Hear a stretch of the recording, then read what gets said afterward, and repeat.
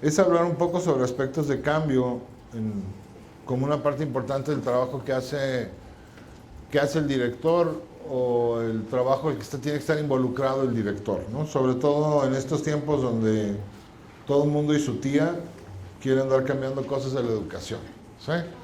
Y donde todo el mundo parece que sabe, ¿no? Cómo cambiarlo, ¿no? Así como que, así de, estamos rodeados de expertos educativos, ¿no? Y a la hora de la hora, sobre el que cae el trabajo de andar haciendo todas esas maravillas en la escuela, es en el director, ¿sí? O en la directora, ¿sí? Entonces un poco de lo que quiero hablar hoy es un poco de eso, de ese problemita que todos los que estamos involucrados en dirigir alguna cosa educativa tenemos que lidiar, ¿sí? Y de alguna manera, ¿qué es lo que nos dice la investigación que nos puede ayudar a hacer mejor el trabajo? Esto, parte de lo que voy a presentar es en relación a este proyecto que se llama Investigación para el diseño de una escuela alternativa, que he estado tratando de buscar en un momento dado cómo poder apoyar al director de escuela, sobre todo al director de escuela o a la directora de escuela, en este trabajo. Entonces, de eso es lo que quiero platicarles. No es de investigación propia nada más, es una especie de un resumen en una hora de la investigación que se ha hecho sobre cambio educativo a nivel internacional en los últimos 30 años. Está así más o menos compactado. Y luego, cuando termine, quisiera abrirlo a preguntas o dudas que posiblemente tengan o a comentarios que quisieran hacer. La presentación está orientada esencialmente a pensar en el trabajo y lo que implica en un momento dado dedicarse o tratar de ayudar o facilitar o mediar el cambio a nivel de escuela. Sí quiero aclarar algunas cosas. Primero, los investigadores tenemos mala fama. No tenemos mala fama porque primero hablamos horas y horas y no tomamos aire, eso es una. Segunda, porque normalmente lo que presentamos así como que la idea es que sea así como que muy elevado, ¿no? Digo, con una cierta idea medio peculiar de que entre más elevado, más importante es. Y en tercer lugar, tenemos mala fama en el sentido de que agarramos el micrófono para decir cómo debería de ser la realidad. Lo que yo quiero hacer en esta presentación es tratar de cambiar un poco su impresión de lo que es un investigador en educación. Sobre todo porque lo que voy a presentar no es lo que debería de ser. Porque de lo que debería de ser, pues, uno, cualquiera tiene una idea de lo que debería de ser. Dos, pues, ¿a quién le importa? O sea, los investigadores lo que nos importa es lo que es, o sea, lo que realmente pasa.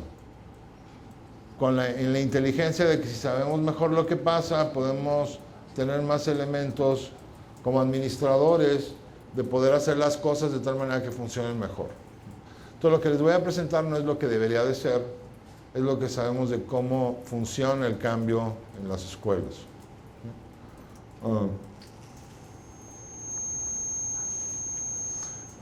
Esa es mi dirección de correo también, en la misma idea de que cualquier pregunta que tengan o cualquier duda después, con todo gusto me escriben un correo y les contesto. Eso está bien porque luego uno viene a dar la conferencia, ya les tiro un rollo, luego sí, voy, me tomo agua y me regreso donde quiera que vengo.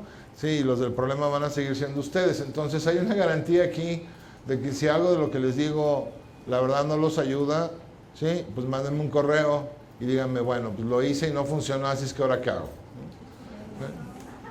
¿Sí? Y les voy a contestar, ¿sí? O sea, ¿ok? Sí, porque es importante, ¿no? Luego viene el gurú, habla, se va y luego de lo que nos dijo nada sirve y no hay forma de agarrar y por lo menos recordársela, ¿no? Bueno. Algunas ideas, empezando, ¿qué sabemos sobre el cambio educativo? Ahora es importante porque de todos los puestos administrativos que existen, la posición que se considera la más débil de todas es la de director de escuela. Ustedes le van a entrar a algo donde ustedes no tienen los recursos que tiene el gran director de empresa que puede correr al que se le da la gana, ¿sí? O del director de no sé qué que a la hora de la hora le paga a la gente por resultados dependiendo de lo que vendan. Tampoco tienen el recurso de agarrar y decirle a un niño, tú no puedes estar aquí.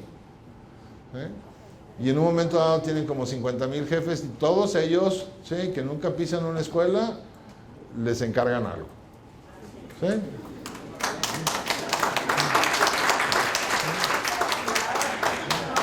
Entonces, esa posición requiere, ¿sí?, de mucha inteligencia, requiere de pensarle y hacer las cosas y de ser muy persona para poder lograr resultados. Porque no tenemos todos los recursos que otra gente tiene y dan por hecho. ¿Sí? Entonces, es importante. Y sin embargo, también ustedes como directores de escuela y muchos de sus colegas atienden una cuarta parte de la población de este país. O sea, por sus escuelas pasa el 25%. 1 de cada 4 mexicanos ahorita, que está vivo ahorita, va a ser beneficiado o perjudicado, ¿sí?, por lo que pasa en la escuela. Esto es una función importante. ¿Sí? O sea, sí es una función importante y es una función que no es para cualquiera. Ahora, con esto no digo en un momento dado, porque a lo mejor saliendo de aquí me regreso al salón. ¿Sí? Pero sí es bueno pensarlo en ese sentido. O sea, lo que hacemos los directores de escuela es importante. ¿Sí? Aunque parezca que nadie lo reconoce, sí es importante. Y es importante sobre todo para nuestros alumnos, ¿no?, y para los papás de nuestros alumnos, que realmente esa es la parte importante, ¿no? Y entonces en ese sentido es bueno saber cuando nos piden un cambio, porque esa es otra, ¿no? O sea, todo el mundo y su tía nos pide cambios todos los días, ¿sí? Ahora vamos a cambiar a eso, vamos a cambiar. Y todo el mundo tiene razones impresionantemente buenas para decirnos que esto que quieren que cambiemos es maravilloso y que va a ser la solución a todos los problemas del mundo, ¿no? Ya ven que la escuela nos han bombardeado últimamente con eso, ¿no? La escuela ahora resulta que tiene que ser un lugar no solo con que los niños aprendan a leer y escribir. No. Aparte tienen que ser buenos ciudadanos. Aparte tienen que ser no violentos. Aparte tienen que arreglar todo el medio ambiente que hemos echado a perder. ¿Sí? Aparte tienen que hacer ejercicio y no estar gordos. ¿Sí? Y todo eso es la escuela, ¿no? Digo, aparte de como 40 cosas más. ¿Sí? Y si eso pasa, el país se va a arreglar. ¿Sí? Entonces, bueno. Entonces nos piden que cambiemos muchas cosas. ¿Sí? Obviamente lo que podemos hacer en realidad, si hacemos caso a todo lo que nos piden, es imposible. ¿Sí? Tan imposible que la gente que nos lo pide no se pone a hacerlo. Pero también hay mucho que sí podemos hacer si entendemos un poco cómo funciona esta parte de cambio. Bueno, lo primero que sabemos de cambio es que el 85% de las iniciativas de cambio fracasan parcial o totalmente. Eso es lo primero. O sea, de cada 10 intentos para cambiar algo, por lo menos 8 no van a funcionar. Ahora, eso no tiene nada que ver con la idea de que uno tenga más o menos habilidad, o que tenga un doctorado, otras cosas, o palancas. Tiene que ver simplemente con el hecho de que cuando cambiamos algo, estamos tratando de modificar cómo es la realidad y cómo ha sido durante cierto tiempo, y por lo tanto no es sencillo hacerlo. ¿Sí? Si no es sencillo que uno baje de peso, que es un cambio, o que uno aprenda inglés, que es un cambio, ¿sí?, o que uno le agarre la onda a la esposa, ¿sí?, ¿sí?, que también es un cambio, ¿sí?, pues también en todo lo demás. Entonces, una parte importante es la primera, ¿sí? La mayoría de las iniciativas de cambio, la gran parte fracasan. Ahora, está ese otro 15-20% que sí funciona. Entonces tampoco es de que el cambio es la excepción que hace la regla cuando sí funciona. Pero sí es algo difícil. O sea, hay que meterle coco y hay que meterle tiempo. No se da de manera automática. Mucho menos con los cursitos esos de que tomen un curso y ya con eso se arregló. O sea, sí requieren de una cierta parte de trabajo que hay que hacer. Y que tiene que hacer el director. Lo segundo es que es un proceso incómodo. No es cierto que sea cómodo cambiar. No hay forma de motivar a la gente para que felizota cambie. O sea, es incómodo. O sea, a la gente no nos gusta cambiar. Y no es porque tengamos un defecto, sino simplemente a quién le gusta cambiar cuando uno está cómodo como está. ¿Sí? Entonces hay que entender lo que es un proceso incómodo. Y no es solo un proceso incómodo para los maestros. Es un proceso incómodo en general, también para los alumnos. La investigación nos dice que a partir de los 8 años, un niño ya está socializado a la escuela. Ya sabe qué esperar. Ya sabe que le dejan tarea o no le dejan, que le ponen calificaciones o que no le ponen, que el maestro es una cosa o es la otra. Entonces también cuando queremos cambiar las cosas, también hasta los niños se incomodan. No es cierto que los niños son así como que esponjitas, que alegres, ¿no? Que, claro que quiero cambiar. No, o sea, el niño también dice, oiga, ¿por qué me deja tarea? O, yo leí en internet que en un momento dado lo que está usted haciendo, ¿sí? Afecta mi autoestima.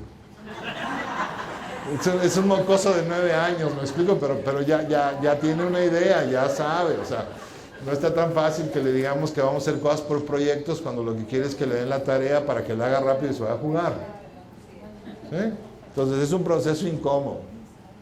Y entonces en ese sentido también parte de nuestra función como administradores de cambio es entender eso y tratar de, dentro de la incomodidad, que incluso tenemos que mantener un poquito para que la gente cambie, pues entender que a la gente no le gusta el proceso.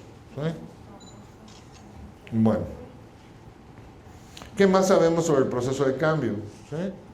Es un proceso complejo que admite formas distintas de llevarse a cabo. No hay una sola mejor forma de cambiar. ¿Sí? Hay varias, depende de muchas cosas y hay diferentes formas de hacerlo. Esto yo creo que lo sabemos intuitivamente como maestros, ¿no? O sea, no es cierto ese rollito que sigo el programa y el planecito que me mandan, todos los niños van a aprender igual y a la misma velocidad. Sabemos que es una mentira. ¿Sí? Sabemos que hay que buscarle por diferentes formas, de diferentes maneras para que todos los niños aprendan. Y el aprendizaje es un cambio. El aprendizaje es no sé algo y luego sí lo sé. No puedo hacer algo y después sí lo puedo hacer. O sea, hay un cambio involucrado, también es incómodo. ¿Sí? Entonces, intuitivamente sabemos esto. Igual con los procesos de cambio. Entonces, cuando alguien nos dice, ya sabemos cómo vamos a cambiar, le vamos a hacer así, así, así, van a ir a esto. O sea, ándale pues. ¿Sí?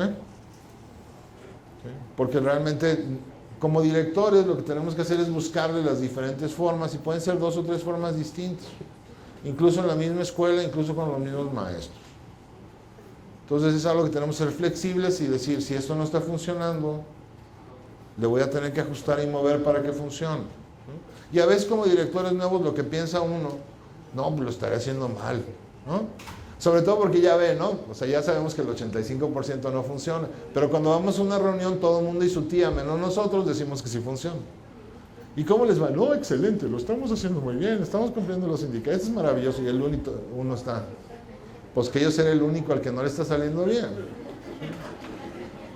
Pues no, la verdad es que la mayoría de la gente son los mentirosos de primera que no admiten que no le está saliendo bien. ¿Sí? Aquí parte de la idea es eso, ¿no? Cuando alguien les dice, no, todos los cambios que yo he hecho siempre han funcionado, es un mentiroso, hombre. Literalmente es un mentiroso. ¿Sí? ¿Por qué? Porque la verdad así no son las cosas. Entonces, es un proceso que requiere que uno, cuando ve que algo no está funcionando, pues hay que cambiarle. Hay que moverle, o sea, hay que estar al pendiente de lo que pasa, ¿sí? Si es que queremos que funcione. La mejor forma de que un cambio no se dé en una escuela es hacer exactamente lo que me dicen que tengo que hacer. O sea, si ustedes no quieren que cambie algo en su escuela, háganle completo caso a la autoridad. Es la garantía de que no va a funcionar. Y no porque la autoridad sea unos incompetentes, sino porque no entienden el proceso de cambio. Entonces, bueno, no quiero que se haga. No me resisto, hago tal cual, mando a la gente a los cursos, hago esto, lleno las formitas, ¿sí? Porque no se va a dar, ¿no? Pero si realmente me interesa que se dé el cambio, entonces tengo que estar consciente que hay diferentes formas de hacerlo e irle ajustando sobre la marcha. Ahí. ¿Sí? También es un proceso que se tarda. El cambio no se da de un día para otro. Sabemos que el cambio en educación se tarda por lo menos 2 años, ¿sí? Y en la mayoría de los casos entre 5 y 10 años. ¿Y es a qué me refiero en un momento dado? A que cuando empezamos a cambiar algo, sobre todo por la forma que tenemos de trabajo, que es por años. Y a lo mejor en otras organizaciones es más fácil porque tienen periodos más cortitos, ¿no? 10 días si se trata de vender automóviles, ¿sí? 8 horas si es un turno en una maquiladora. Pero nuestro proceso dura 1 año. ¿Sí? Entonces empezar a ver cambios a los 2 meses no se puede. Se empiezan a ver a los 2 años un poquito que están cambiando las cosas y normalmente se tarda entre 5 y 10. También el otro mito, porque es el otro mito. No, el cambio educativo se tarda hasta 25 años. ¿Sí? No es cierto tampoco, o sea, no se tarda 25 años. O sea, no es echar a perder niños 25 años para darse cuenta que así no aprendían. ¿Sí? Lo que sí es que es un proceso gradual que se va dando muy poquito y la evidencia de entrada es poca. Entonces nosotros tenemos que estar atentos de qué es lo que está pasando para ver poquito a poco los cambios, pero no podemos esperar que las cosas cambien así. ¿Sí? De hecho, una de las mejores formas de echar a perder un cambio es decir, queremos que en 6 meses funcione. Ah, pues en 6 meses no funcionó, ¿verdad? Pues claro. ¿Sí? Algunos aspectos de... Esos son en líneas generales el proceso. Entonces, si nos ponemos a ver, es un proceso incómodo, que normalmente no se da tal cual, ¿sí? Que es un proceso que admite diferentes formas de hacerlo y hay que ser flexible, y que sí se llega a tardar algo antes de empezar a ver las cosas. Algunos aspectos relacionados con el proceso que es bueno tener en mente como directores.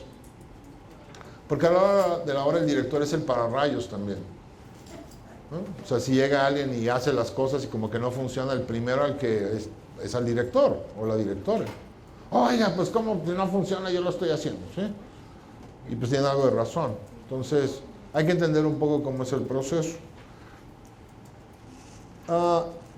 El primer aspecto es este modelo. El modelo de Lewin. Lewin fue el fulano ese que dijo que no hay nada más práctico que una buena teoría.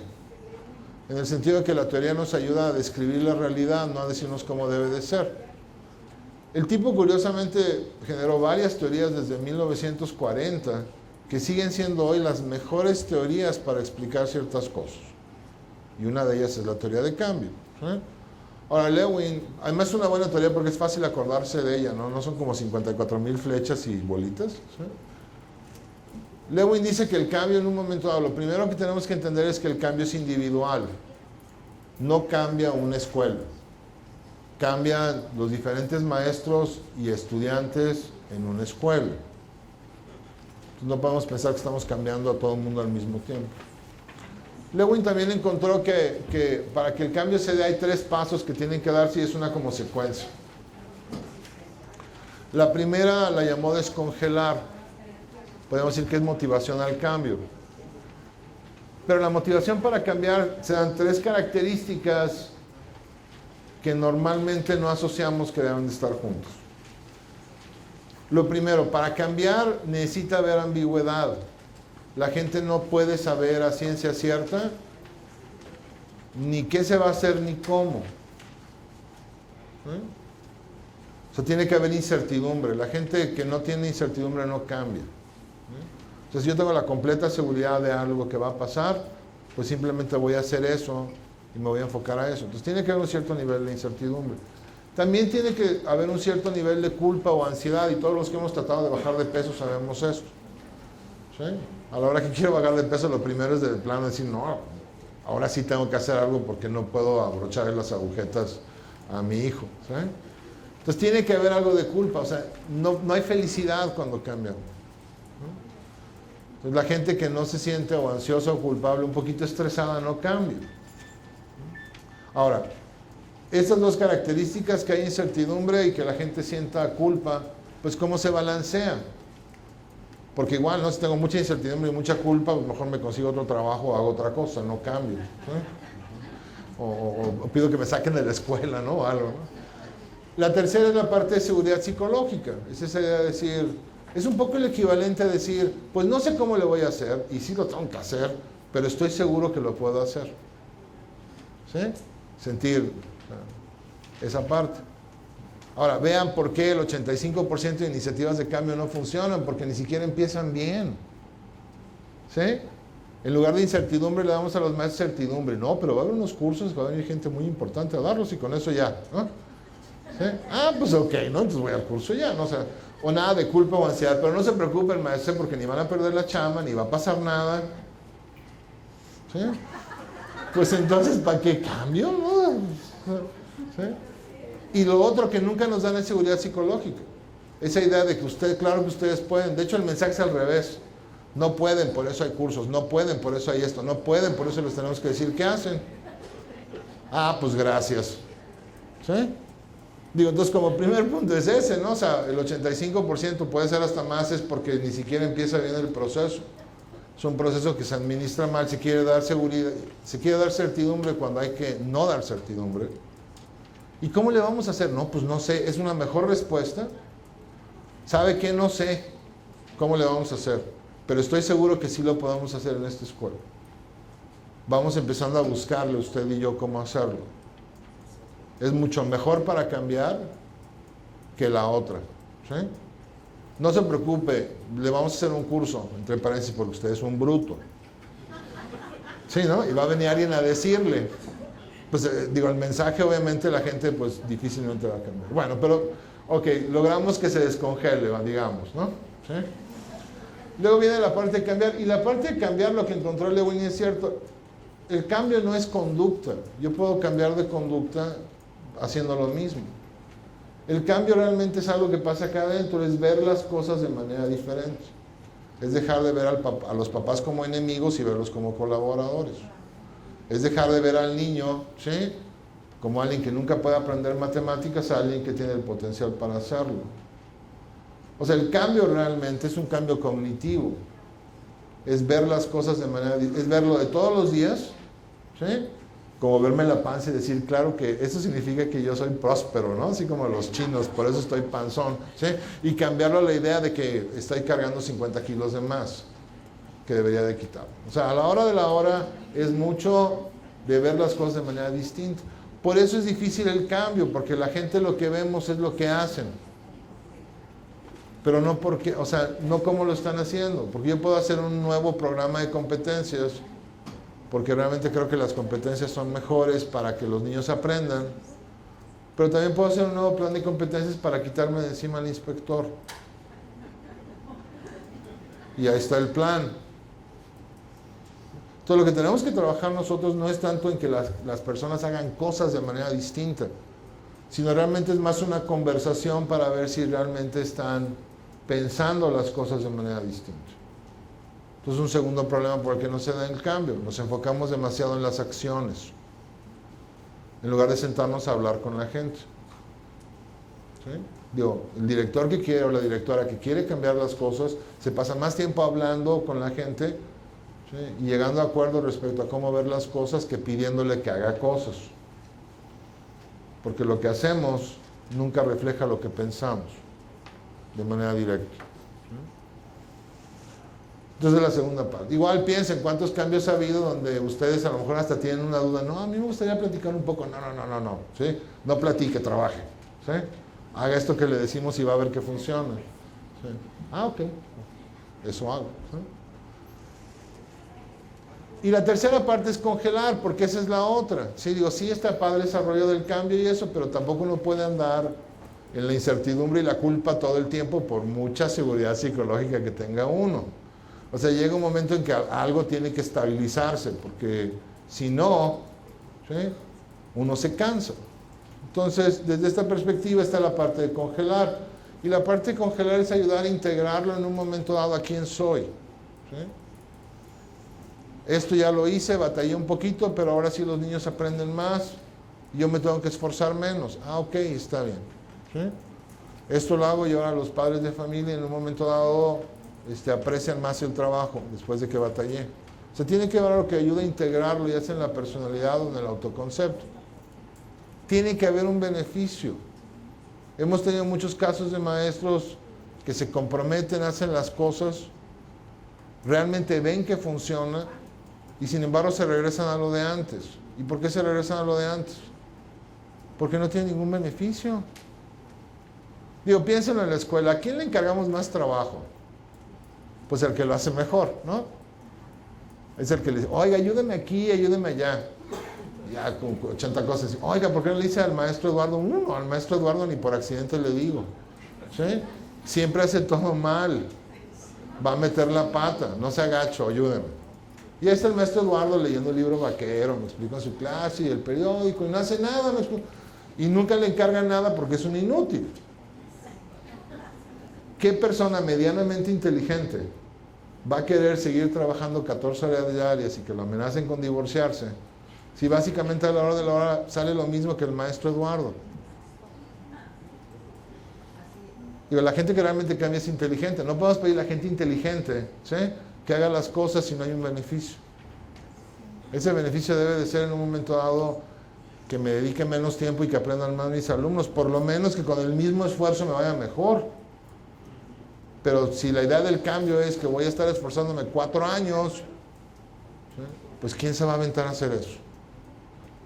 ¿Sí? También como directores tenemos que entender eso. O sea, le debemos algo al que se aviente y hace las cosas, pues lo menos que podemos hacer es quitarle un poco de trabajo, hombre. Pero normalmente lo hacemos al revés, ¿sí? Un segundo punto que es importante es lo que se ha llamado la curva de cambio. ¿Cómo funcionan estas cosas, no? Aquí tenemos una especie de gráfica, ¿no?, que lo que trata de determinar son los resultados que uno obtiene por un lado y el tiempo que se tarda uno en obtenerlos por el otro. Esta raya del medio es así como que el desempeño que ya tenemos. O sea, yo haciendo lo que siempre he hecho, mis alumnos logran hacer esto. ¿Okay? Bueno. Con el cambio pasa algo medio curioso, porque cuando yo quiero cambiar algo, pues de entrada meto la pata. O sea, estoy apenas aprendiendo a hacer algo distinto. Entonces, obviamente, el tiempo que le estoy invirtiendo en hacerlo y mientras le agarro bien la onda, pues no me va a salir igual que antes. Si yo estoy usando una nueva pedagogía, una nueva didáctica, pues de entrada, ¿sí?, el desempeño va a bajar. O sea, esta curva lo que me dice es eso. O sea, de lo que yo hacía antes, pues no va a salir igual. Entonces, si yo lograba con los niños hacer X cosa, pues cuando cambio las cosas voy a hacer menos. ¿Sí? Eventualmente va a llegar un punto donde ya entienda lo que estoy haciendo, entonces va a empezar a mejorar y eventualmente, después de cierto tiempo, ya voy a hacer más o lo voy a hacer mejor de lo que lo hacía antes. Pero hay que entender que eso funciona así. ¿Sí? O sea, el hecho de cambiar con una nueva pedagogía de competencias, ¿no?, de Perrenot, ahora ya voy a trabajar con el modelo de Perrenot, ¿sí?, pues la mitad del año, la primera mitad le agarro, pues la verdad es que no va a haber el mismo resultado. Por otro lado, ¿qué es lo que pasa con el estrés? Porque el cambio es estresante. Entonces aquí tengo la misma situación, tengo un cierto nivel de estrés normal. Cuando me empiezan a fallar las cosas, pues me empiezo a estresar más, ¿sí? Claro, hay gente que no se estresa con nada, ¿no? Así, y dice uno, qué envidia, ¿no? Pero no, la mayor parte de la gente normalmente como que nos estresamos un poco. Entonces el proceso normalmente de estrés, la curva funciona así. Primero me estreso, como que baja un poquito el estrés, pero sigo estresado. Luego vuelve a aumentar y luego poco a poco va disminuyendo hasta que cuando ya me empiezan a salir bien las cosas y demás, pues entonces ya estoy más cómodo, ¿no? Sobre todo si ya tengo que invertirle menos tiempo. Bueno. Ahora, ¿qué pasa cuando estas curvas se cruzan? Porque lo que tengo es una curva de desempeño por un lado, que primero va a empeorar antes de mejorar. Y luego tengo una curva de estrés que va a aumentar antes de disminuir. Entonces, el escenario 1 es este, ¿no? Este es el maestro que empieza con un cambio, okay, y obviamente empieza a tener problemas. En la primera curva del estrés dice, no, yo me regreso a lo de antes. ¿Sí? Se regresa. Obviamente le empiezan a salir mejor las cosas, pues claro, pues eso es lo que sabía hacer, ¿sí? Y entonces eventualmente entre más le va mejorando las cosas, pues va bajando el estrés y ya, ¿no? Termina básicamente haciendo lo mismo de siempre, en el tiempo de siempre, ¿sí? Y es una primera reacción. En teorías de cambio se habla un poco de los que abandonan rápido, ¿eh?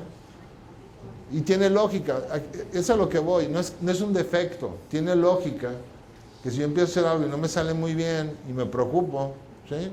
Sobre todo si soy un buen maestro, porque si soy un mal maestro no me importa, ¿no? Soy un buen maestro y me preocupa, pues entonces como que lo quiero arreglar, ¿sí? Y la mejor forma de arreglarlo es hacer lo que hago bien. Entonces sería el primer perfil, ¿no? Este no es tan preocupante como este, ¿sí? Este es el maestro que está más comprometido. Ahora, ¿qué es lo que pasa con el maestro que está más comprometido, ¿no? Pues empieza y obviamente así le empieza a ir, ¿sí? No le va bien. Se estresa, pero a la hora de la hora como que se anima o lo animamos a seguirle. Pero las cosas siguen funcionando mal. Y aunque empiezan a mejorar, no mejoran tan rápido. Entonces, en esta segunda parte curva es cuando abandonan.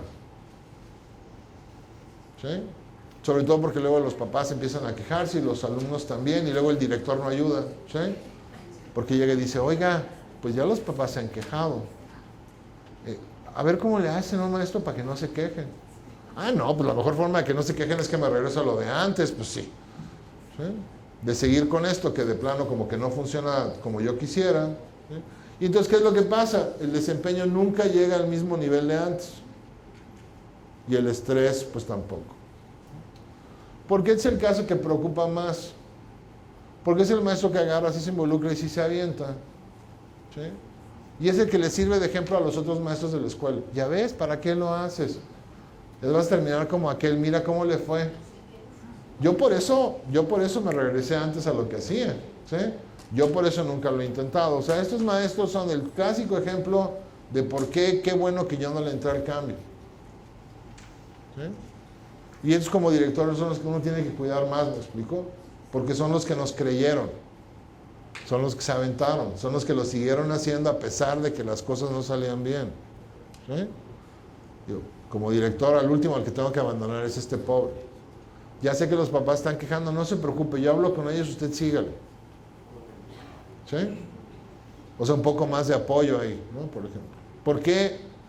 Digo, en parte porque eso es bueno hacérselo a la gente, es medio gacho abandonar a la gente cuando nos hacen caso. Pero también como director de escuela, si yo dejo que estos casos lleguen a este final, es la mejor vacuna que tiene la escuela contra el cambio. La mayoría de los maestros van a decir, ¿sabes qué? A mí no me va a pasar lo mismo que aquel.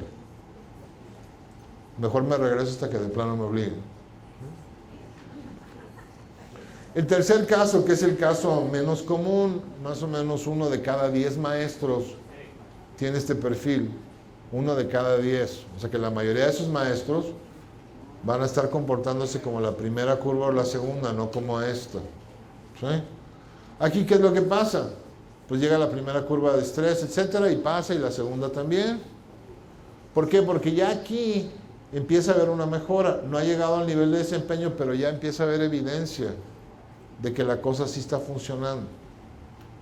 Hasta que llega un momento en que se llega a este cruce donde ya el desempeño ahora sí mejoró. Si lo pensamos en un año escolar, ¿cuándo es esto? Febrero, marzo. Sí. Entonces, entonces es alguien que se aventó desde agosto hasta febrero y ahí le seguía. ¿Sí? Y ahí ya empezó a ver que las cosas funcionaban bien. Obviamente empiezan a funcionar bien, el estrés va bajando y el desempeño siempre termina siendo mucho mejor que al principio del año. Pero esto no es sencillo, no cualquiera. Requiere incluso de ciertas características. A lo mejor no han conocido gente así, ¿no? Como que parece no preocuparse. O sea, gente que, oye, pero los alumnos se quejan, pues sí, pero ahí vamos, ¿no? O sea, como quiera, yo le voy a seguir. O sea, tiene una tolerancia, hay gente que tiene una tolerancia muy alta a la ambigüedad. ¿Eso qué significa? Que aunque no sabe bien por dónde va la cosa, se avienta. No le preocupa. La mayoría de los maestros somos bien preocupones, o sea, incluso nos han entrenado desde la normal y eso, ¿no? Que hay que hacer la planeación y que no sé qué, que si no planeas no te salen las cosas. O sea, todo ese rollo, lo que provoca en un momento dado es que uno quiere tener mucho control sobre las cosas. Entonces, ¿qué es lo que pasa? El cambio no es para gente que quiere tener mucho control sobre las cosas. ¿Sí? Entonces, tengo baja tolerancia a la incertidumbre, pues cuando no me queda algo muy claro, agarro y me voy a lo que sí me queda claro. ¿Sí? Esto normalmente es el tipo de maestro y el tipo de conducta que logra que el cambio se dé por lo menos en la primera parte. Entonces, ¿eso qué nos dice como directores? 1, la mayoría de mis maestros van a hacer o esto o esto. Los menos van a hacer esto. ¿Sí? A estos 2 de aquí, yo tengo que andar, mi parte de mi función como director es ir viendo más o menos cómo poder moverlos de aquí a acá. ¿Sí? O en este caso de aquí a acá. ¿Sí? Incluso lo puedo ver en términos de tiempo. Empieza un cambio y primero tengo que fijarme en los primeros que ya para septiembre ya quieren abandonar. A estos otros, a los segundos, eso les va a ir pasando por ahí de diciembre. diciembre, enero, que ya van a empezar, oiga, pero es que mire, que no, que... ¿sí? Entonces nos permite incluso anticipar un poco qué es lo que va a pasar y a ver con quién tengo que trabajar y a quién tengo que cuidar. ¿Sí? Y por el otro lado, reconocer que a lo mejor en algunos casos es mejor decirle, regrese a lo de antes, maestro, no hay problema. ¿Sí? Ya que le agarra mejor, usted puede el año que entra. Seguridad psicológica. ¿Sí? También con un poco de ansiedad, pero el año que entra sí lo va a tener que hacer. Pero esa parte de estar cuidando y sabiendo que el cambio es individual, lo que en un momento dado queremos es ir moviendo poco a poco a cada quien y no querer moverlos a todos juntos.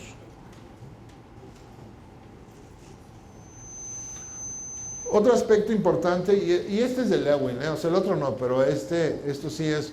Lewin encontró que hay 3 variables de cambio. Es así como una especie de idea física, ¿no? De vectores. Hay uno que es la parte de tecnología, no la parte de las maquinitas estas, sino en general la forma en la que uno sistemáticamente hace las cosas. O sea, todo trabajo tiene una tecnología. La tecnología de enseñanza es utilizar un salón, un pizarrón, ¿sí? Dejar trabajos a grupos de niños, etc. O sea, es una forma de trabajar, ¿no? Que es más o menos sistemática.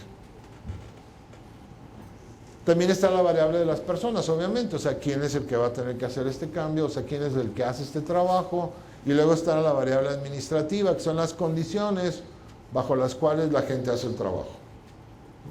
Ahora, en una situación antes de cambiar hay cierta estabilidad, hay una cierta forma de trabajo que conoce la gente tiene cierta capacidad para hacerlo, y las condiciones administrativas están hechas para que esa gente haga el trabajo. Cuando cambiamos las cosas, lo que surge empieza a desestabilizarse, digamos que este es el cambio. Obviamente se salen de orden, o sea, se pierde el equilibrio. Ahora, el problema aquí es que el equilibrio, la fuerza de cada uno de estos vectores no es la misma. Es mucho más fácil cambiar el trabajo, en el sentido del trabajo mismo. O sea, ahora, antes usted le hablaba a todos los niños, ahora les va a poner proyectos. Ya lo cambiaron. ¿Sí? O sea, en ese sentido no hay problema. Las personas se tardan un poco más, por lo que vimos de la curva, etcétera, etcétera. Mientras que le entienden, etcétera, etcétera, van un poco más lento. ¿Y qué es lo que cambia más lento que todo? La administración. Y es un hallazgo importante, ¿no? Porque los administradores son los primeros que quieren que hagamos las cosas, pero son los últimos que cambian. ¿Sí? Haga esto. Entonces, ya cuando uno lo hace, oiga, y es, no, eso no se puede. Eso no va de acuerdo al reglamento. No, es que está la forma 2412 y no la hemos cambiado. ¿Sí?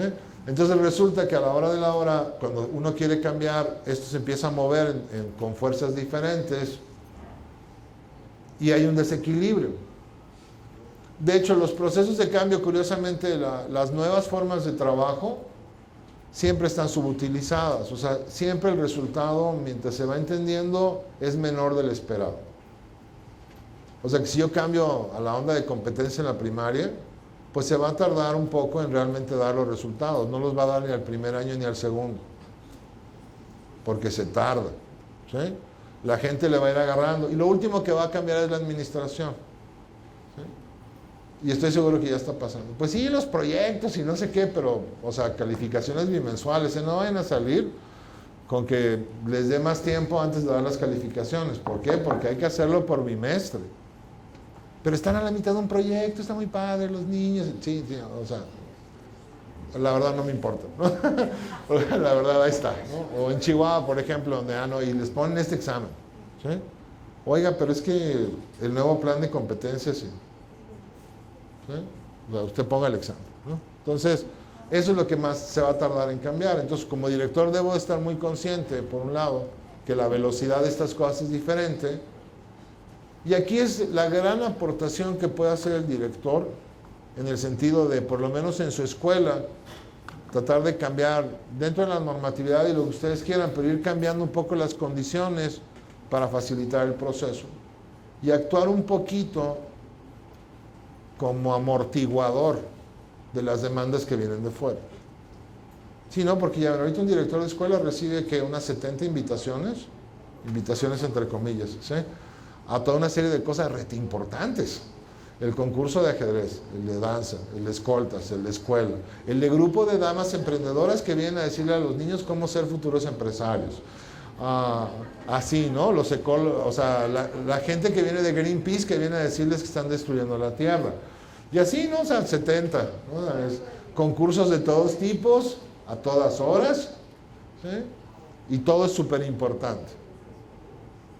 Y no nos da ni un minuto más para trabajar con los niños, o sea, siguen siendo a las 4 horas y media o las 4 horas, ¿no? Entonces, la función importante del director en este proceso es darle un poco de espacio a la gente, no pedirles que de inmediato hagan el trabajo, sino que vaya avanzando poco a poco y amortiguar un poquito lo que viene de fuera, porque eso es lo último que va a cambiar.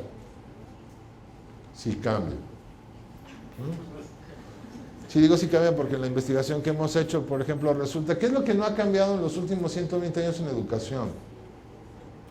La estructura de la escuela sigue siendo la misma. Exactamente la misma. O sea, es un grupo, un maestro, una clase. Todo lo demás ha cambiado, ya tenemos pizarrones más monos, así como este.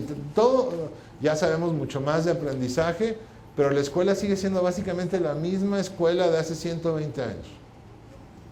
Incluso hay una broma que decía, llegan del futuro, del pasado, un médico, un ingeniero y un maestro del siglo XVII. ¿Sí? El ingeniero del siglo XVII pues lo ponen ahí en un lugar que hace ondas de ingeniería y no sabe ni dónde está la puerta, o sea, no sabe ni qué hacer. ¿Sí? O sea, a la hora de la hora aparatos y eso, y una computadora y se espanta, y ¿por qué no? En su época pues así no era el asunto, ¿no? Luego llega un médico del siglo XVII a un hospital del siglo XX igual, ¿no? O sea, ¿y esto qué? ¿Dónde están las sanguijuelas? ¿Y cómo le hago aquí? ¿Y por qué tiene uno que lavarse para entrar aquí? ¿Por qué traen máscaras? No, o sea, no tiene idea, no podría hacer nada. Pero llega un maestro del siglo XVII a una escuela, ¿sí? Llega y dice, mi salón, mi grupo, y ya sabe qué hacer, o sea, no tiene ningún problema, o sea, agárrase como, muchachos, a lo mejor les da un reglazo y no se puede, ¿sí? O a lo mejor ve el pizarrón y dice así, wow, pero esencialmente tiene una idea muy clara de cuál es su trabajo, ¿sí? Y es el mejor ejemplo que yo tengo de por qué la administración en educación no cambia.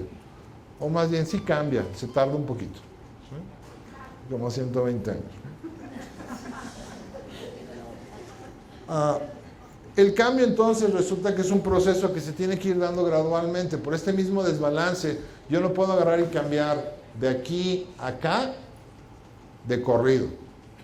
Lo que tengo que hacer es agarrar y moverme tantito como un escalón y luego que se acomode un poco y se balanceen las cosas. Y ya que logré eso, entonces otra vez y otra vez, ¿sí? Entonces el proceso más bien de cambio es un proceso por etapas.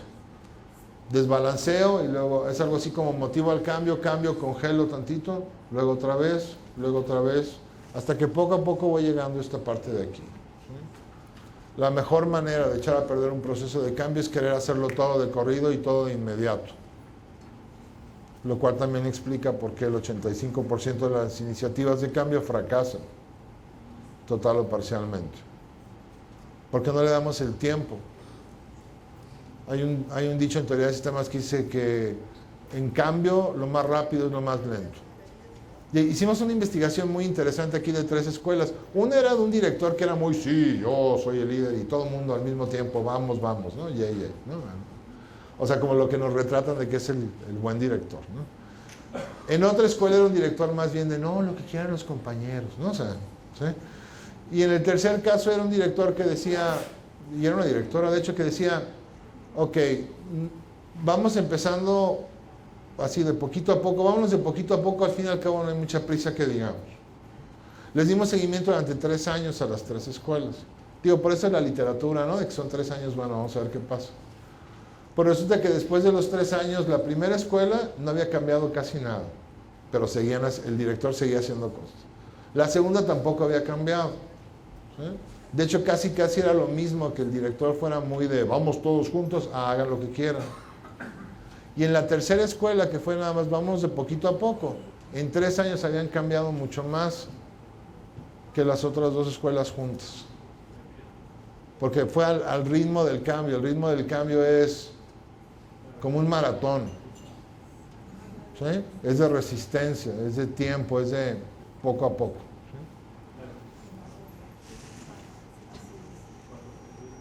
¿Sí? Okay. La tercera teoría que hemos visto es esta de la masa crítica. Y a mí me encanta esta, ¿no? Porque normalmente cuando estamos administrando cambio, el típico error es que toda la escuela cambie junto. Que todo el colegiado, de manera consensada, ¿sí? Cambio, ¿no? Y esa es una especie de mantra, ¿no? Sin embargo, ¿qué sabemos de cómo funciona el cambio? Es esta teoría de masa crítica, ¿sí? Aquí está la escuela. Y lo que nos dice que en toda escuela hay diferentes tipos de maestros, ¿sí? Están por un lado los menos, y no digo los menos porque los maestros sean más o menos, sino los menos porque en toda la humanidad esto es lo mismo, ¿sí? Hay un grupito de gente que tiene lo que se llama el grupo de iniciación, que tienen dos cosas, tienen un nivel de conocimientos alto, o sea, son buenos en lo que hacen, ¿sí? Y obviamente no podemos decir que todos nuestros maestros hacen las cosas de manera adecuada, pero no podemos decir que todos nuestros maestros son muy buenos en lo que hacen. ¿Por qué? Porque la humanidad en general, ¿sí? No todo el mundo es muy bueno en lo que hace, ¿sí? Entonces tenemos este grupo, pero aparte de tener esa habilidad, tiene un compromiso muy alto con la escuela. Es ese grupito. Normalmente esa gente que tiene un nivel de capacidad alto y un nivel de compromiso alto, no les gusta cómo hacen las cosas y están más dispuestos a querer encontrar formas de mejorarlo. ¿Por qué? Porque son muy buenos en lo que hacen y están comprometidos, ¿no? Pues aquí la idea de la teoría de la masa crítica, es decir, en lugar de empezar el cambio con toda la escuela, ¿con quién tiene más sentido empezar? Pues con estos, con poquitos, con los que quieran y con los que puedan hacerlo, ¿sí? Ahora, ¿por qué es importante esto? Porque la primera vez que cambiamos algo ya vimos cómo se comportan las cosas. Pues va a haber un chorro de errores, va a haber problemas, las cosas no van a funcionar, le van a tener que buscar uno cómo hacerlo. ¿Quién mejor que estos para enfrentar eso? Que tienen la capacidad y tienen el compromiso.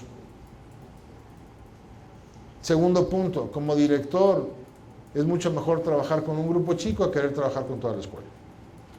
Entonces trabajo con estos 4 o 5 y nos ponemos a darle y a que salgan. ¿Sí? ¿Y el resto qué? Pues el resto que no le entra, hombre. ¿Por qué? Porque es un proceso que se va a tardar, porque son 3 años, porque es mejor ir despacio, porque ¿cuál es la prisa? Lo peor que puede hacer uno en un proceso de cambio es querer forzar a alguien que no quiere cambiar a que le entre. Es la persona que tiene todas las excusas del mundo, es la persona que en un momento dado señala todos los errores, y va a haber muchos, y en general es la persona que desmotiva a todo el mundo. No, pues mejor que se quede en su clase, ¿me explico? Al fin y al cabo, que si los niños durante un año, ¿sí?, no se ven beneficiados por Perrenó, ¿sí?, el año que entra, pero mejor bien, ¿sí?, y no vacunar al pobre mocoso a que vea las competencias como otra cosa más que no sirve para nada. Entonces la teoría dice, bueno, empezamos con este grupo chico, le podemos dar más atención, le podemos incluso darles oportunidades que hagan cosas que a los demás no. Digo, siempre es una buena razón. Oye, ¿yo por qué no me puedo ir temprano? Es que ellos están en el proceso de cambio y usted no. Entonces por eso les dimos chance de salir temprano. Oye, yo también quiero, pues entre. No, no quiero, pues entonces no le entre. Pues es un poco esa idea, ¿no? Es que yo quiero, pues hágalo. No, pues no lo quiero hacer, pues no lo haga.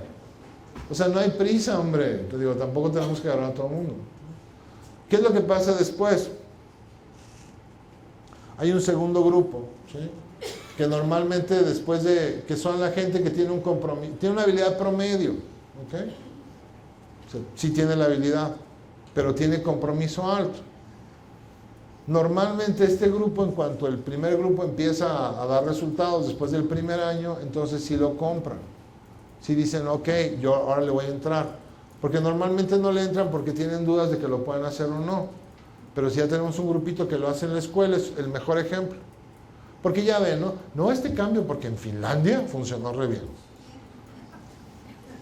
Sí, ¿no? O sea, no, pues si yo viviera en Finlandia, me explicó, donde 8 meses al año hace un frío de la fregada, de menos 15 o menos 20, hay mucha nieve, ¿sí? Y la televisión pública es un desastre, pues yo también leería 50 libros al año, la verdad.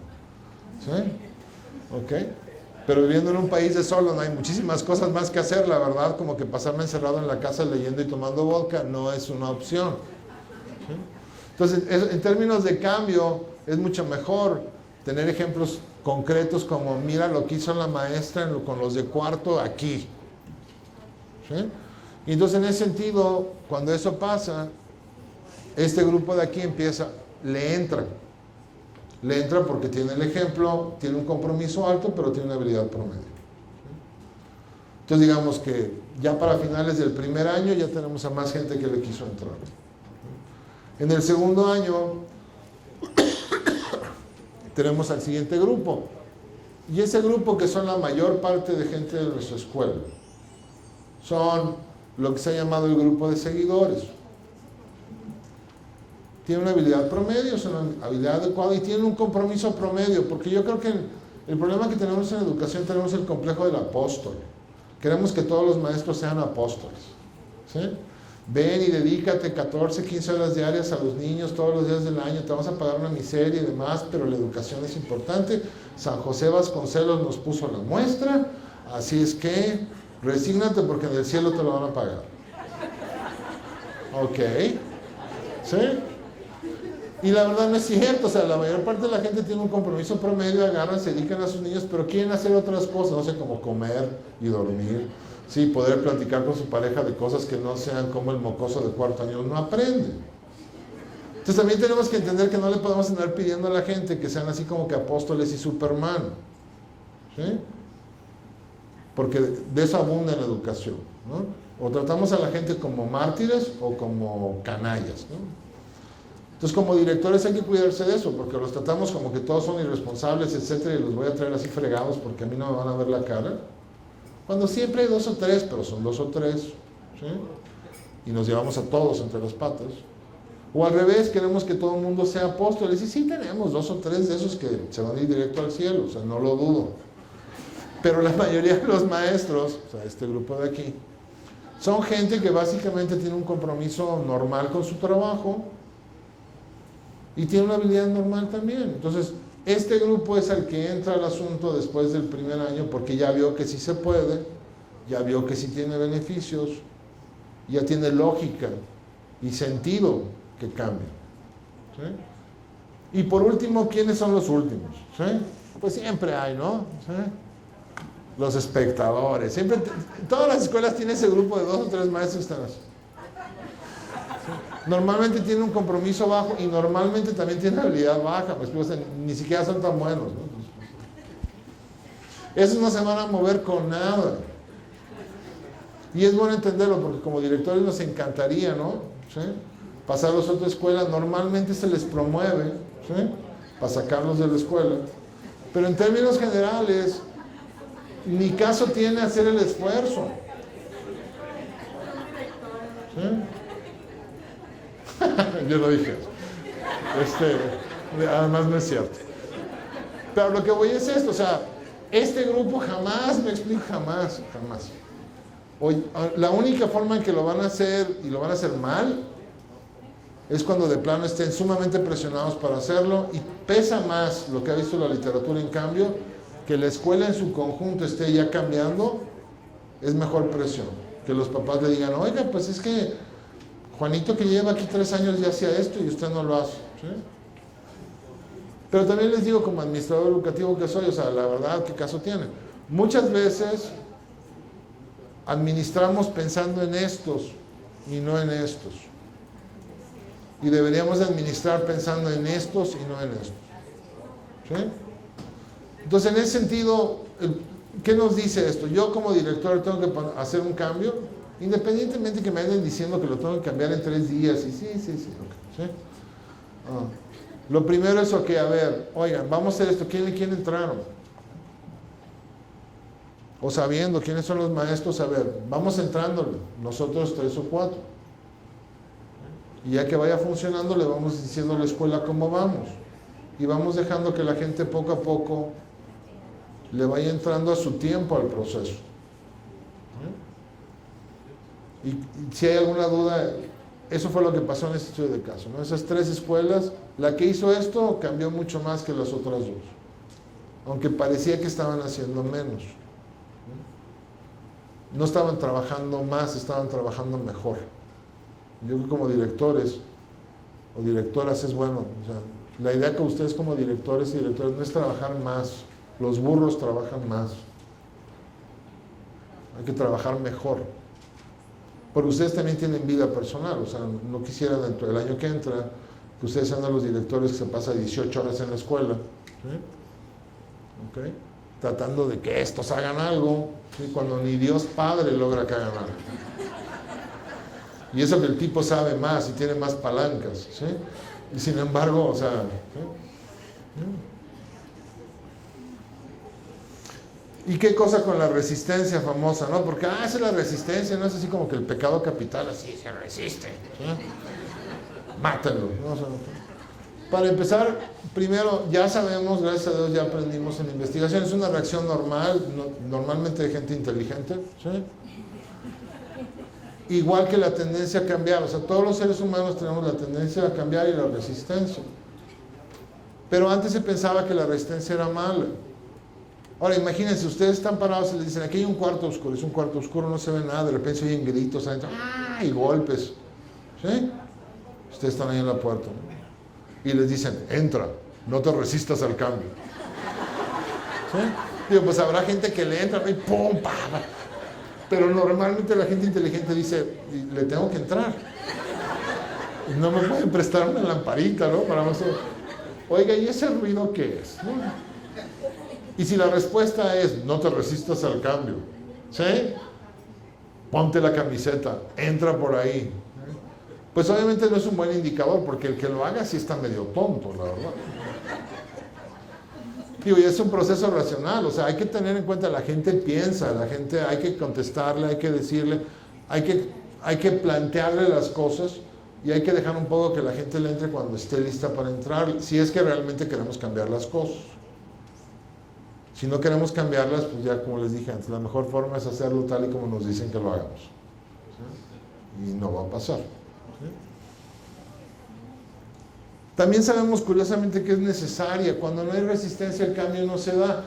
Eso ha sido una serie de investigaciones interesantes después de estar siguiendo el cambio durante 4 o 5 años. En los lugares donde sí se ha dado es donde ha habido resistencia. ¿Sí? O sea, gente que quiere cambiar, gente que no quiere cambiar, y de la discusión y de hablar de esas cosas eventualmente encuentran la mejor forma de hacerlo. Entonces la resistencia es algo importante. Si la eliminamos completamente, es lo mismo como si toda la escuela se resistiera. Tiene que haber una tensión para que el cambio se dé. Entonces los maestros se resisten, es bueno escuchar por qué se resisten, porque muchas veces tienen razones bastante válidas para resistirse. ¿Sí? Y no estoy diciendo hacerles caso de decir, entonces no lo vamos a hacer, pero sí un poco le debo y a ver por qué no. ¿Sí? No, pues porque no me pagan. Bueno, entonces ya sabemos que nunca lo va a hacer porque nunca le van a pagar más. Bueno, entonces ya me quito del lío de seguir tratando de que cambie, porque para él es cosa de pago. Cuando ya encuentre cómo hacerlo para que trabaje menos y le paguen lo mismo, probablemente le va a entrar. Pero también hay gente que dice, no, me preocupa porque creo que los niños, etcétera, no pueden hacerlo, tienen cierto problema. Pues vamos viendo si es cierto que no pueden. Entonces ese proceso de mantener una atención y de abrirlo a que la gente pueda cuestionar el cambio, ¿no? La gente que lo quiere cuestionar lo pueda cuestionar, resulta que ayuda a que la organización cambie más rápido, ¿no? Que es una especie de paradoja. También, aunque la resistencia tiene que ver con características individuales un poco, hay gente que tiene menos tolerancia a la ambigüedad que otra, hay gente que como que se avienta, hay gente que quiere esperarse. Pero lo que sí sabemos es que esencialmente, en mayor medida, la resistencia es un efecto de la estructura organizacional y no de las personas en particular. Y, por ejemplo, basta un botón. O sea, seguramente ustedes conocen a mucha gente que en un tipo de organización, por ejemplo, están en la escuela y la verdad no mueven un dedo para hacer nada distinto. Y luego se los topa uno ahí en el grupo de la iglesia y son los que construyeron el templo y otras cosas. Y dice uno, wow, ¿es el mismo? O sea, este es el que parece descerebrado en las reuniones del comité técnico y nunca habla, y sin embargo a poco se le hizo todo esto. qué raro, ¿no? O sea, pero no, porque en el momento dado la estructura de la organización tiene un efecto también sobre el comportamiento. O sea, nos comportamos de manera diferente dependiendo del ámbito en el que estamos. Y eso es importante pensando en la mayoría de nuestros maestros, que creemos condiciones en términos de estructura que favorezcan más cierto tipo de cosas relacionadas con el cambio.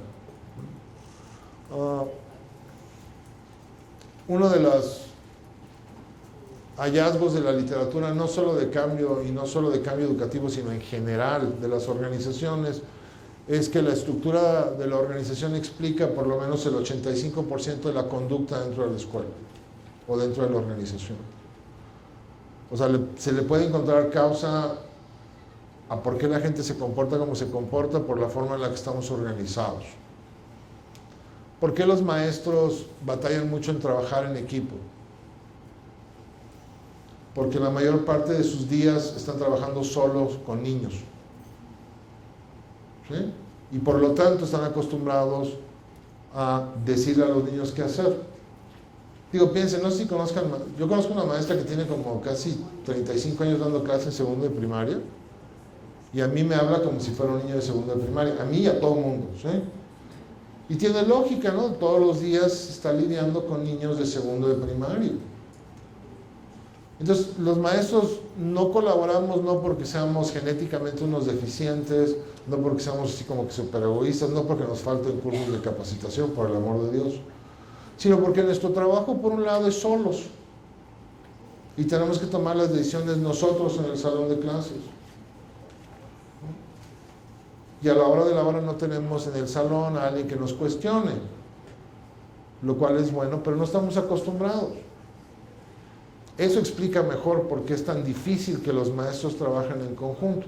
Hicimos un experimento, un cambio de diseño de organización, donde en una escuela primaria todos los días los maestros podían interactuar con colegas durante 1 hora y media sin alumnos.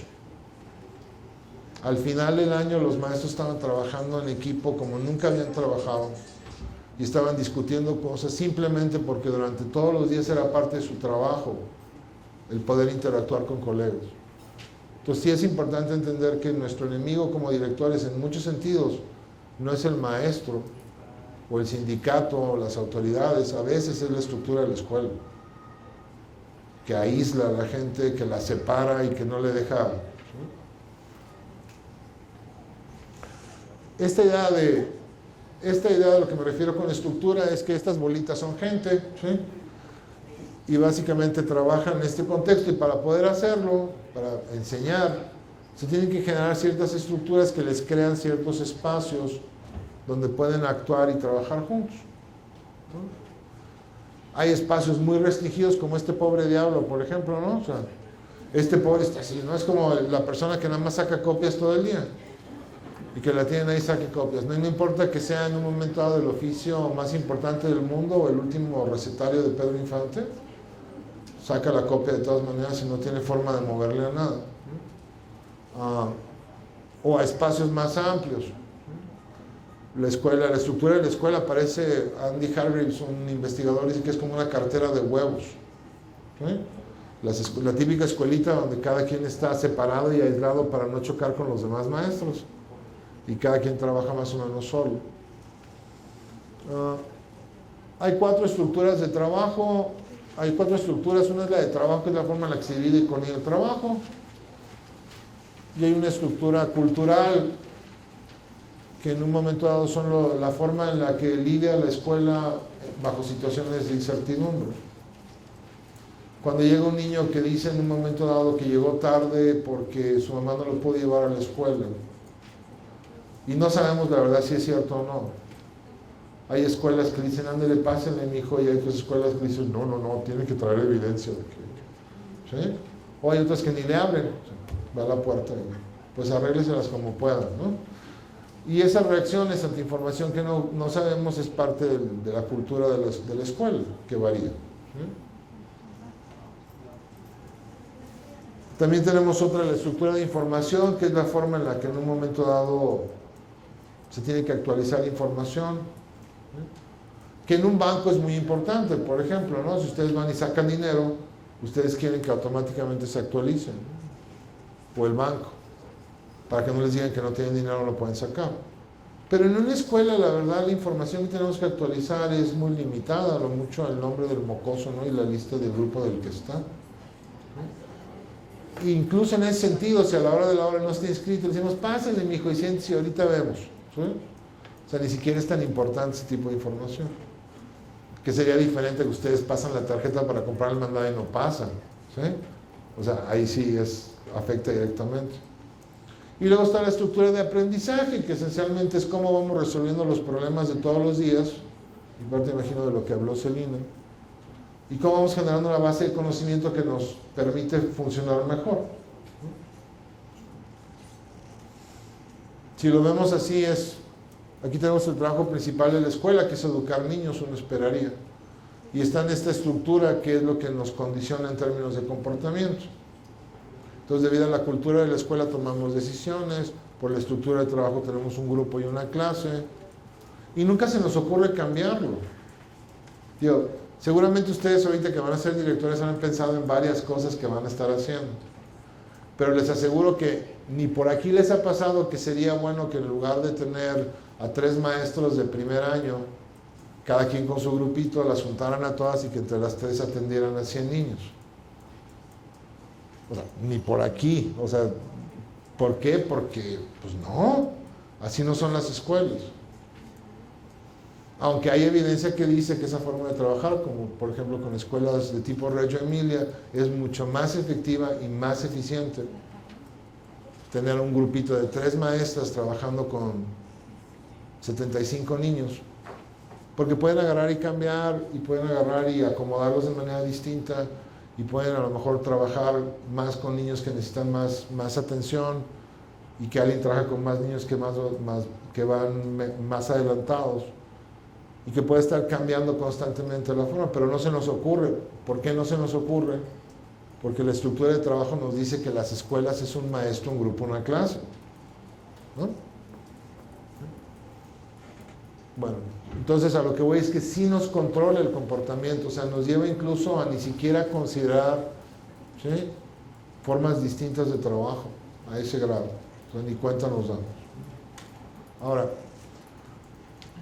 en esa estructura tenemos este grupo de gente, y ahí como directores hay 2 problemas, porque por un lado hay unas ciertas relaciones de poder, y no me refiero al rollito político, ¿no? Me refiero básicamente a la idea de que como directores o directoras ustedes van a tener que hacer que haya gente que haga algo que ellos por su cuenta no harían, como llegar temprano, como hacerle caso a la niña esa, como no esconderse de la señora Pérez que quiere hablar con ellos, ¿sí?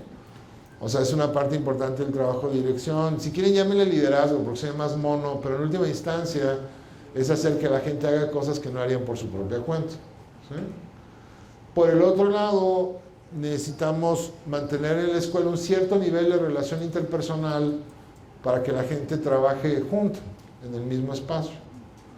Igual, no queremos que todo el mundo sean madrinas y padrinos y compadres y que maten un borrego cada semana, o sea, no queremos hacer eso, pero tampoco queremos una escuela donde todo el mundo esté más interesado en sacarse los ojos que en educar niños.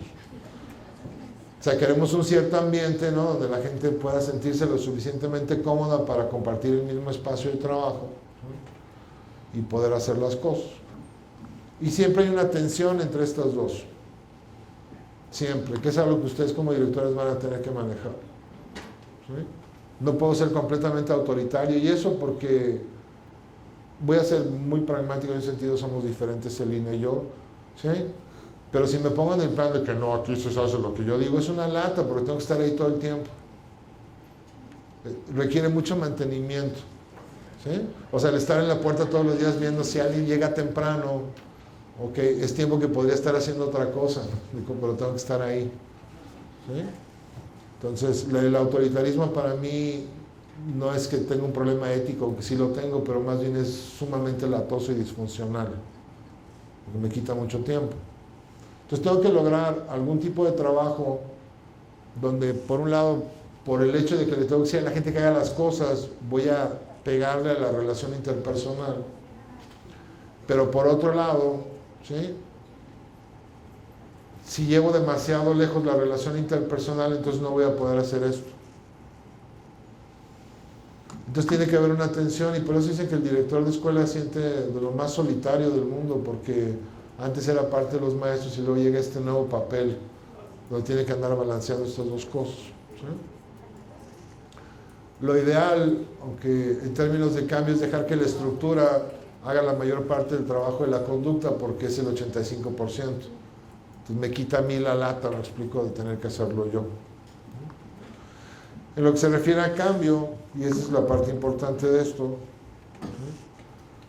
hay dos estructuras que ayudan, que aumentan la certidumbre, que son la de trabajo y la de información. Y hay dos estructuras que reducen la incertidumbre, que es la parte de la cultura, los valores de la escuela y cómo se aprenden. Para el cambio son mucho más importantes la parte de cultura y la parte de aprendizaje, porque el cambio es algo nuevo. Entonces, las escuelas que logran cambiar bien tienen una cultura, por ejemplo, más de innovación, una cultura que dice, si lo intentas y falla, no importa. Mientras lo estabas intentando para lograr esto, entonces está bien. O sea, en otras palabras, una cultura de no es problema arriesgar, sino es problema equivocarse. Obviamente no todo el tiempo, ¿verdad? Porque luego hay gente que, no, pues yo me equivoco siempre, entonces no hay problema. O sea, está bien, o sea, si te equivocas la primera vez está bien, y la segunda, ya la tercera ya no, ¿sí? Pero sí dejar una cultura que valore un poco la gente que haga cosas distintas. En las escuelas normalmente no tratamos bien a la gente que quiere hacer cosas distintas, ¿sí? Somos medio gachos en ese sentido. Y la parte de aprendizaje también, ¿por qué? Porque por lo aislado de la escuela, y es algo que estuvimos documentando, hay un cambio. Esto fue en secundaria, pero es más o menos lo mismo para primarias, ¿no? O sea, el cambio de competencias, ¿no? Entonces, aquí tengo a 3 maestros con el nuevo plan de competencias, cada uno solo pensando cómo le va a hacer. Por la misma aislamiento de la escuela, no hablan entre ellos, luego no les damos chance, porque cuando es el recreo los ponemos a cuidar y a hacer otras cosas, o tenemos juntas, y luego salen como rayo, entonces ya no se vuelven a ver. Y nunca platican entre ellos. Tengo 3 maestros con el mismo problema, trabajándolos solos. Y nunca se platican. Entonces, ¿qué es lo que pasa? Cada quien le buscó solo hacer las cosas. ¿Qué hubiera pasado si al mes se hubieran dedicado 1 hora a platicarse cómo iban? Pues probablemente hubieran aprendido más rápido cómo no hacer ciertas cosas. Se les había ocurrido algo que alguien más ya hizo y no le funcionó, ¿sí? Pero la estructura de la escuela no permite eso. Entonces, estas dos, la investigación nos dice que esa cultura de innovación y esa tendencia a platicarse un poco las cosas, por un lado, y a dejar que cada quien intente las cosas a su manera por el otro, favorecen mucho más el cambio. Ya ven cómo son las escuelas. Todos vamos a hacer lo mismo, para que no digan, vamos a consensar el colegiado. Y perdemos como 4 horas en eso. Terminamos al final una votación. Bueno, a ver, ¿quiénes están a favor? No, pues que 4. ¿Y en contra? No, pues que 3, ¿no? Y los otros 22 están callados, ¿sí? Entonces el director agarra y dice, bueno, entonces por mayoría lo vamos a hacer. Sí, dice uno, ok. Y eso me tocó verlo en muchas escuelas, ¿sí? Y después de esas 4 horas, cuando la gente sale por la puerta, ¿qué está pensando? Que la van a andar haciendo y que les vaya bien. ¿Sí? O sea, a la hora de la hora es una falsa colegialidad donde según eso todo el mundo está de acuerdo, cuando en términos de cambio lo mejor que hay que hacer es al revés. Yo quiero hacer esto, está bien, inténtelo. A mí no me parece. No, ¿usted qué quisiera hacer? Pues esto, pues hágalo también. ¿A poco los dos vamos a hacer cosas distintas? Sí, háganlo los dos y luego a ver cuál funciona. A lo mejor funcionan los dos y a lo mejor nos va mejor. Pero normalmente no lo hacemos, queremos que todo el mundo lo haga igual, ¿no? Entonces, estos dos aspectos realmente ayudan mucho más a la parte de cambio. ¿Sí? ¿Sí? ¿Perdón?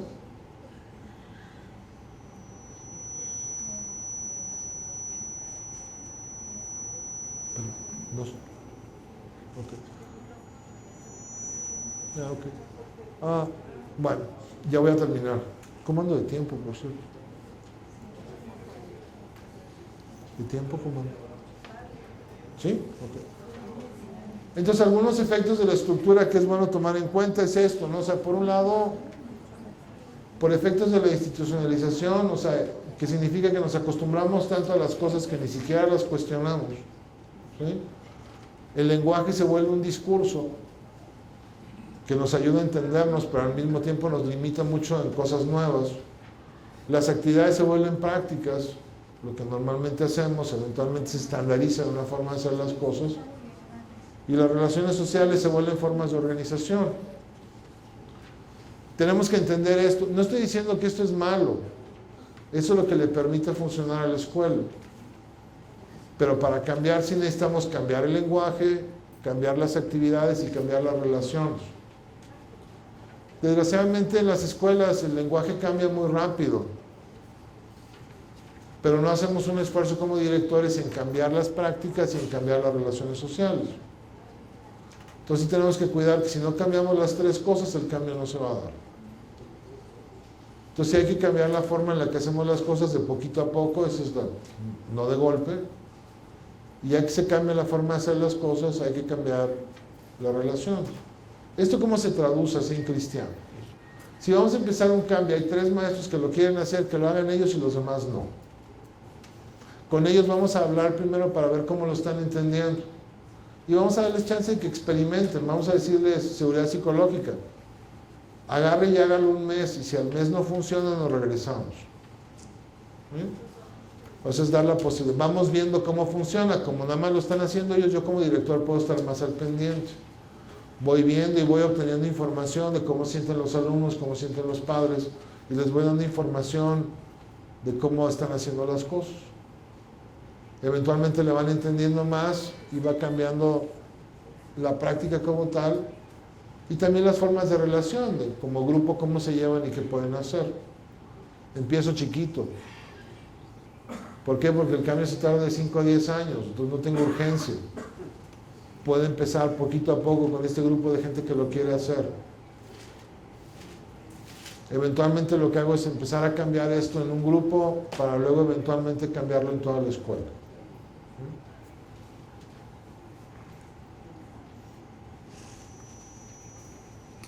Ahorita que estamos investigando, esto es lo que sabemos, ¿sí?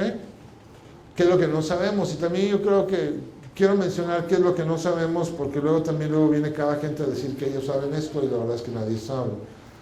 Y cuando digo qué es lo que no sabemos, no me refiero a mí, sino en general lo que dicen los investigadores sobre el cambio.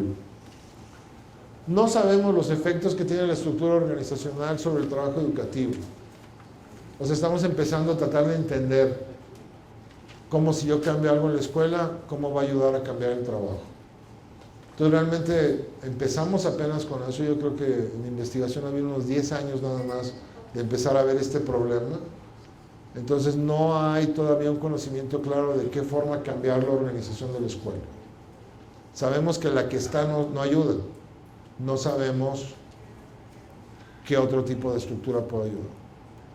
Entonces eso como directores yo creo que les puede dar también cierta cabida que experimenten y hagan, pues vean a ver cómo, ¿sí? ¿Por qué? Porque realmente todavía no hay algo de saber cómo hacer. ¿Qué nuevas características favorecen el cambio? Tampoco sabemos. Sabemos que las escuelas como están no ayudan a cambiar. De hecho, quien trata de cambiar en una escuela y en muchas otras organizaciones de tipo industrial no alcanza a cambiar las cosas porque la organización no deja. Son organizaciones hechas pensando que sabíamos cómo hacer las cosas. Hace 100 años pensábamos que todo el mundo aprendía igual, ya sabemos que ese no es el caso, pero la escuela se ha quedado igual. Me refiero a la estructura y no a la gente.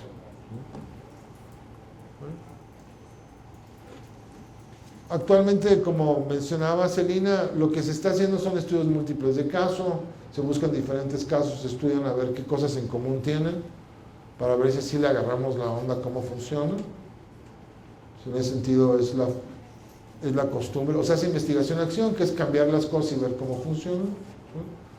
En la inteligencia de tratar de averiguar. Y estamos considerando aspectos de proceso de cambio y resultado, porque no hay una relación muy clara entre que si hago esto, los niños van a salir mejor en el LASA, o si hago esto otro, los maestros van a hacer X cosa. Entonces, esa relación entre proceso y resultado tampoco se conocería. Y menciono esto para que tengan en mente eso. A lo mejor no le van a decir a alguien que les diga, no, es que esto ha probado ser maravilloso para no sé qué. Bueno, pues a lo mejor no le quieren decir que es un idiota, pero por lo menos ya lo saben. ¿Sí? Entonces pueden agarrar y decir, ok, ¿sí? Y no creerle, ¿no? Sí, porque lo peor que puede pasar, voy a lo mismo, ¿se acuerdan de la persona esa que sí se compromete y se avienta? Y luego no le sale. Pues muchas veces porque nos han convencido que esto es maravilloso. Y a mí me preocupa más esa gente. No me preocupa tanto el que se regresa a hacer lo de antes, porque como quiera no se siente tan mal. Y no me preocupa el que agarra y se avienta y lo hace, porque como quiera hay poquitos. El que me preocupa es el del medio, el que nos cree. ¿Sí? Y al que le decimos que esto es cierto y no es cierto, ¿no? Entonces, esto no es cierto, ¿sí? En el sentido que no saben. Algo importante también, y esto es un consejo como directores, cuando trabajen sobre cosas de cambio es bueno tener datos cuantitativos, o sea, registros, opiniones, números, pero también es bueno tener información de cómo se siente la gente y cómo los entiende, ¿sí? Es igual de malo cuando van a hacer un cambio, nada más basarse en cómo la gente lo ve, como es igual de malo que nada más basarse en los resultados. Entonces hay que combinarlo. Cuando hicimos un cambio en la escuela, la opinión de los maestros era que en un momento dado los alumnos estaban muy incómodos con el cambio. Era un cambio de hacerlo grupos más grandes, etc. Y sin embargo hicimos una encuesta con papás y los papás decían que los niños llegaban más motivados de la escuela. Que ellos estaban viendo que los niños llegaban a platicar más lo que hacían en la escuela, etcétera, etcétera. ¿Sí? La combinación de esas cosas siempre es bueno, o sea, hay que buscarle datos y dárselos a la gente que quiere cambiar, porque a veces estamos tan encerrados que no lo vemos. Y luego hay que ver el cambio nos falta mucha investigación de ver el proceso completo, desde que empieza un cambio hasta que ya se institucionaliza. Y es un problema porque a la hora de la hora hay que andar siguiendo un cambio 3, 4, 5 años, con la idea de que el 85% va a fracasar. Entonces no sabemos muy bien el proceso, cómo funciona, tenemos aproximaciones. Igual, se los menciono porque la gente que les diga que saben cómo cambiar y siempre ha funcionado en todos lados, tampoco sabe lo que está diciendo. O sea, no es fácil en educación saber cómo cambia algo porque es mucho tiempo el que hay que estar ahí al pendiente. La conclusión, antes de abrir la pregunta, es esta, ¿no? O sea, el cambio educativo es un proceso, técnicamente no es tan problemático, ¿sí? No, pues crearles incertidumbre, crearles culpa y darles seguridad psicológica. O sea, está bien, ¿no? Se oye fácil, ¿no? O sea, a la hora que lo están haciendo X cosas, pero sí es socialmente complejo. Como directores de escuela, en la parte de cambio, sí va a implicar que independientemente de que hagan estas cosas, que se vayan despacio, que se vayan con un poco más de tiempo y con un poco más de calma y hablen más con la gente, pues también es mucho de escuchar y de ver más que hablar. Es estar viendo lo que está pasando, es estar... Hay gente que si la presionan de más no va a cambiar, entonces denle un poco de espacio. Hay gente que sí necesita un poco más. Entonces es un proceso que a la hora de la hora es más complicado. Pero es un proceso que ustedes pueden hacer como directores. ¿Por qué? Porque también el hecho simplemente que lo quieran hacer y el tiempo que llevan en la escuela les da una base de conocimiento importante de cómo hacerlo. Y tantran. Sí, ¿a quién vale la pena leer? Si nada más quieren gastarse en un solo libro de menos de 300 pesos y quieren saber de cambio, este es el mejor libro que hay. Porque Michael Fullan lleva desde principios de los 80 haciendo investigación sobre cambio. Y cada 10 años saca un libro con una edición nueva de lo nuevo que se sabe sobre el cambio. Este libro, a diferencia de los libros mexicanos que son del 78 y dicen que son del 2011 porque ese año lo reimprimieron, este sí es del 2001 y la traducción es bastante buena. ¿Sí? Entonces, si la idea no va a comprar un libro y habla del estudiante, del maestro, del director, de los padres, entonces también es un buen manual para directores, en el sentido de darles una idea de qué sabemos de todos estos grupos de gente distinta. ¿Sí? Y es investigación a nivel internacional, entonces no es nada más de Canadá, sino es estudios de todos lados. ¿No? Y si tienen dinero para un segundo libro y lo pueden leer en inglés, está este. Es el mejor estudio que yo he visto en muchísimo tiempo de alguien que se metió en salones de clase a ver qué hacían los maestros y cómo cambiaban. ¿Sí? Y está genial. Bueno, y con eso yo termino. Sí, okay. Entonces con eso yo termino y lo quisiera abrir a preguntas.